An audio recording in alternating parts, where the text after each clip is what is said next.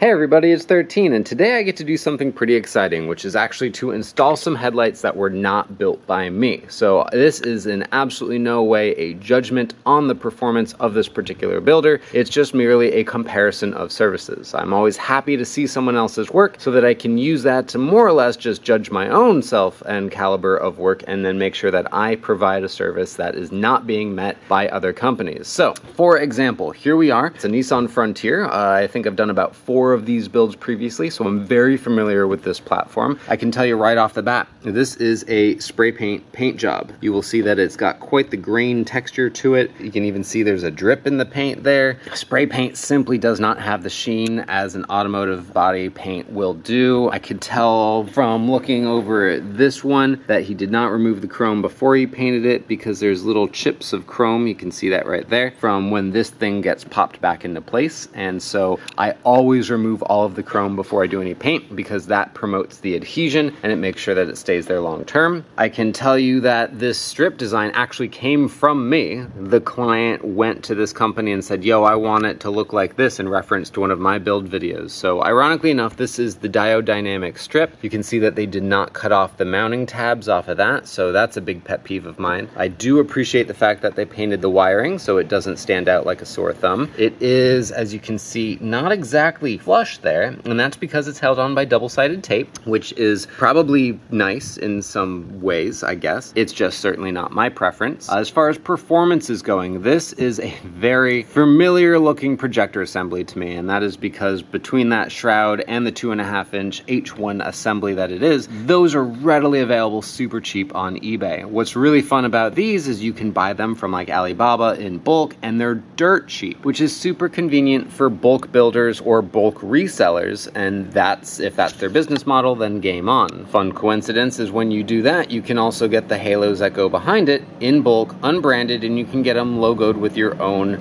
brand, and that's on their drivers here. This is the Diodynamics driver for the strip, and this one has their logo on it. Speaking of which, they're using these ballast canceller igniter combination kits. Again, these things are a dime a dozen. I see them all over the place. I don't personally prefer these. The idea is that you can use this on literally any vehicle, but the issue is that you've got this big, bulky, nasty assembly that doesn't really do anything well. If anything goes wrong, you just toss the whole thing and replace it. I understand that. Again, if you're moving quantity of product, then that's what you want out of a shop, but you can just get these logoed up with your own logo all day long, because it's just a sticker. It's nothing fancy. This is not a unique design by any means. This particular vehicle does not require an air canceller, and since it's really only a 35-watt ballast anyway, you wouldn't even need to be running the relay harness, other than the fact that it is by Xenon. Just a different business model as far as just shipping quantity product. This is definitely what they want to carry. So I don't expect a whole bunch of performance out of this projector assembly, because it's not exactly the highest quality ones.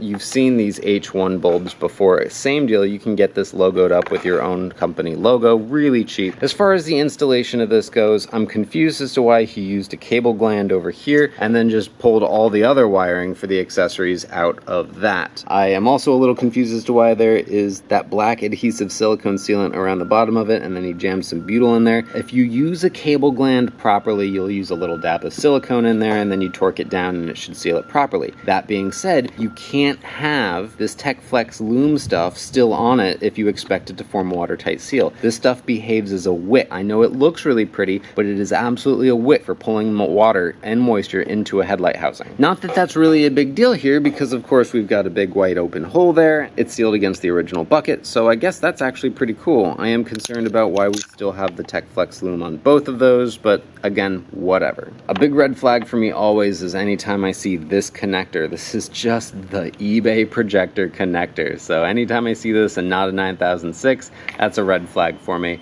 Something that's a little confusing is why all of these screws, I can tell right here, every single one of them has been replaced. Those are not the original screws that come on this housing, so who knows, maybe he knows something that I don't, and those are better, more aggressive threads, something like that, and it's holding the housing together better, so I can applaud him on that. I don't understand what this primer overspray is that's all over the housing, especially since I see no indication of primer being used in this build. And one little other side note is that on these connectors, because theoretically you could mistake this plug and this plug, so I added already the electrical tape to color coordinate them. They did a red dot on one, but not on the other side, so that doesn't do me any good. On this one, he did a yellow dot on one side and a yellow dot on the other side. So this makes sense. This one, not so much. I don't understand. But whatever, that's fine. Again, I just added my own electrical tape because I really want to make sure that I don't confuse those. So this is super cool. I'm really excited that I get to do the installation for these things because I'm going to wire them up really cool. And it's nice to be able to see the type of work that you get at a different price point, because obviously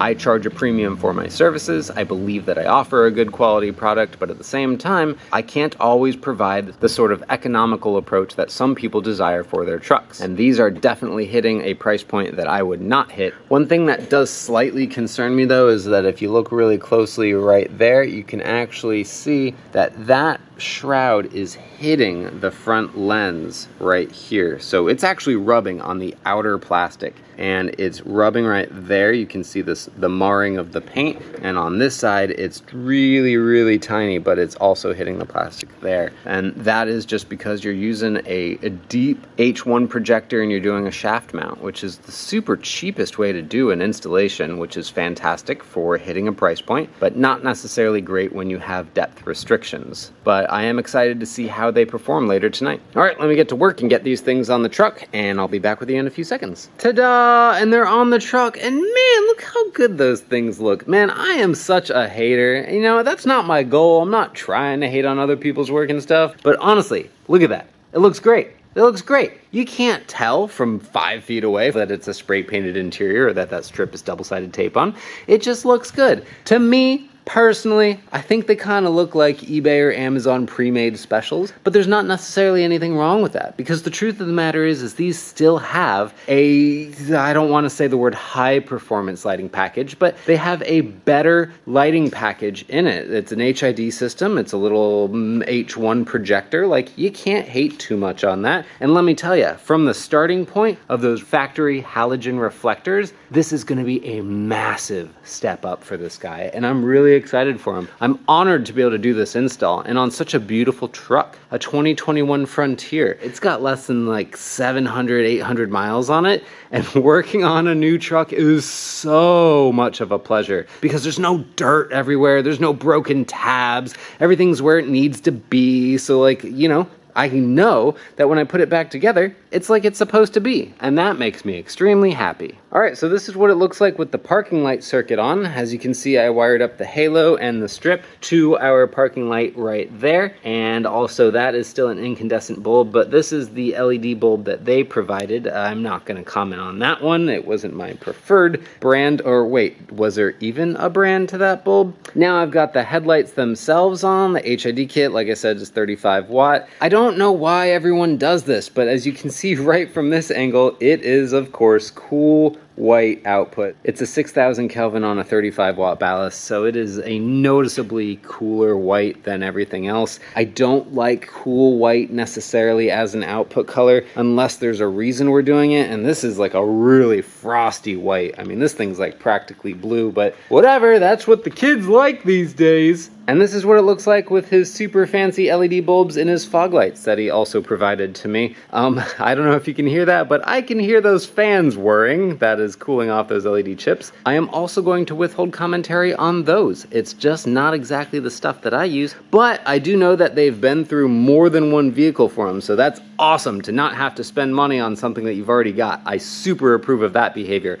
Hooray, let's reduce our carbon footprints on the earth. Woo! So as you can see here, we have a white only demon eye that is currently on. I wired that into the ignition circuit on the vehicle. So anytime that he's going to be driving around, the headlight is not going to be on, but the actual demon eye is going to be on. So whether or not this is going to be visible during direct sunlight, we shall see. But it is a really cool effect. And anytime you're in the shade or anything like this, you can tell that it's on right now. So obviously you can see it. But what happens when he turns on his headlights, you may ask me? Well, my friends, I wired in a relay in line with the power supply of these demon eyes, and so anytime the headlight circuit is activated, the power to the demon eye circuit will be removed. So although the RGB ones have that feature built in with the cutoff wire, these are single color, so they're just 12 volt, they're dumb products, they just turn on when you tell them, and I'd have them turn off via an inline relay in order to protect them from melting. And now that we've got the ignition on, I can show you the turn signal, which is super groovy. What's not to like about that? You got a switchback strip on top, you got a switchback halo,